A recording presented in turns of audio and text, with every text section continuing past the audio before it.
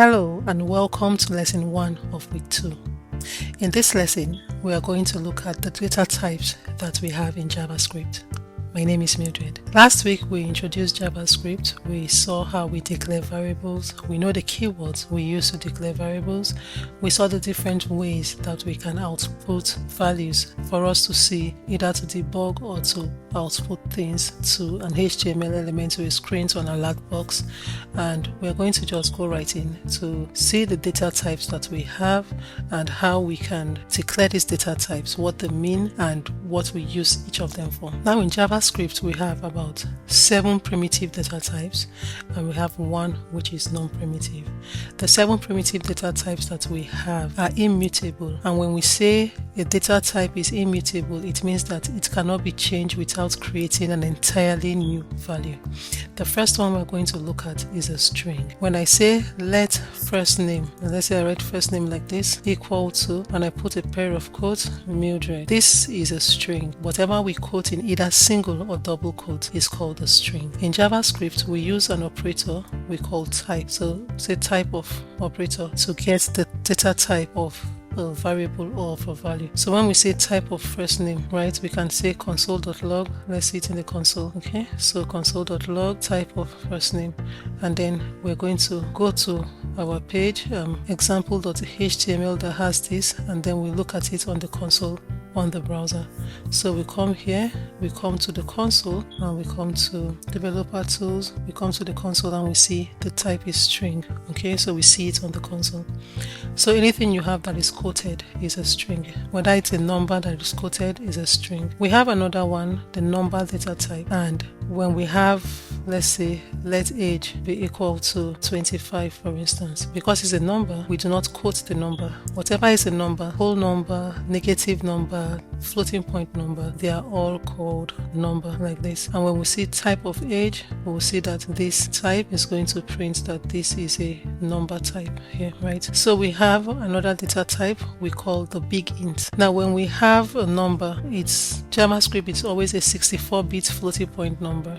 Sometimes we have a number that is very large beyond what the safe limit of an integer is. We have another data type we call big int. So let's say let big number be equal to, so we have this large number, let's say 1 2 3 4 5 6 7 8 9 0, 1 2 3 4 5 6 7 8 9 0, and then we'll have 1 2 3 4 5 6 7 8 9 0, and then we put an n. When you have a number like this with an n, it's of data type big int. So this safely takes a number that is larger than what an integer can take or a number data type can take, and so it's now saved as a big int. So when we say the type of big number, we're going to get this printed as a big int like this. Another data type we have is a boolean. When we say boolean, we mean yes or no, true or false. You ask a question, you get one response, whether the response is a yes or a no, a true or a false. And so in JavaScript we use true for yes for 1, false for 0 for no. So it's true or false, right? And so we can say maybe we're creating an application that wants to check if a user is already logged in. So let's say let is logged in equal to true. So when you have this and you want to see the type of is logged in, this will tell you that the type is a boolean, and you see the data type boolean. We have a data type of undefined, which is when we declare a variable but we do not assign a value to it. Like we have this variable here and we have no value. Let's say let x, right? So this is a variable that has no value. So the data type of this is now undefined because it has no value assigned to it. So we can see that.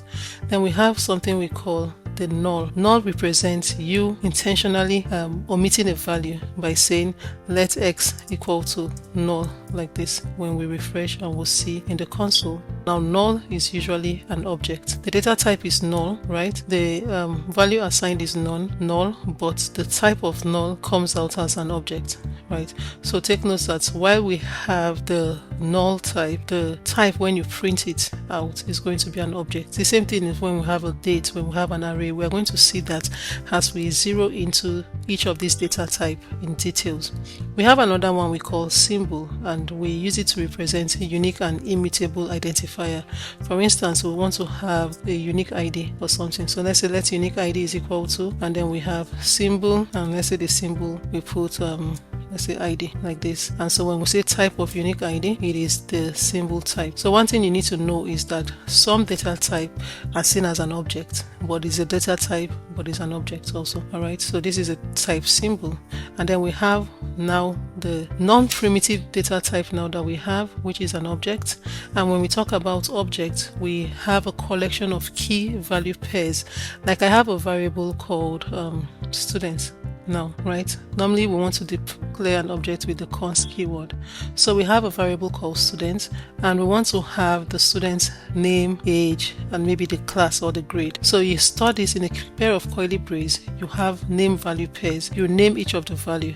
So we want to have name, and then we'll put the name of a student. Maybe we'll say Alice, right? Then we want to say, let's say Alice Doe as the name of the student. Then we want to have another age. So it's a comma separated list. The key is age, and then the value of age will be, let's say 25.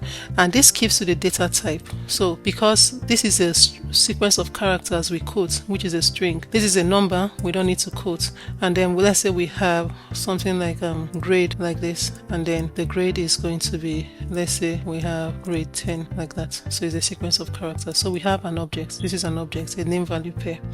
We also have objects, an array that we call an object. And an array is when you have a variable that you store several values in. In JavaScript, we declare this, let's say grades. Now we declare this with a pair of square brackets like this. Okay, so let's say we have grade 9, we have grade 10. You can have any data type within an array. Okay, grade 11, and we're going to look at them in details one after the other. We also have the date type also, where this is also an object, and let's say we want date of birth like this is equal to, we create an instance of the date object, and then we can now put the date, let's say 1970 01 09, and this is of data type date, but all of them are all objects. And so when we say the type of student, we save and then we refresh, we have object. When we say the type of grade, we will still get object. Okay, like this we will still get object. And then when we say the type of date of birth, is a date object and it's still an object. So we are going to narrow this down as we look at each of these data type in more detail in a future lesson. So this is where we end this lesson. In the next lesson, we are going to look at how to create functions in JavaScript. Thank you, and see you in the next lesson.